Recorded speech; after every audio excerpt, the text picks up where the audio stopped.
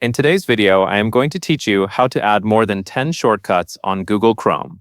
Is there a limit to Chrome shortcuts? First, open Chrome. Once Chrome is open, go to the top right corner of the browser window and click the three vertical dots. This opens the main Chrome menu.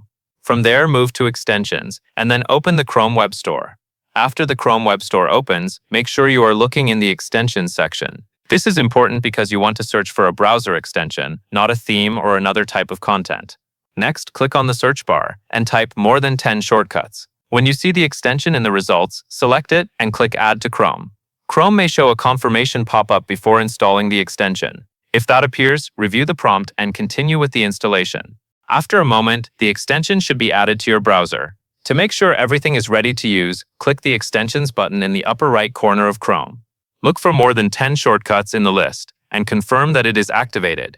If it is enabled, then the setup is complete. That covers everything you need to know.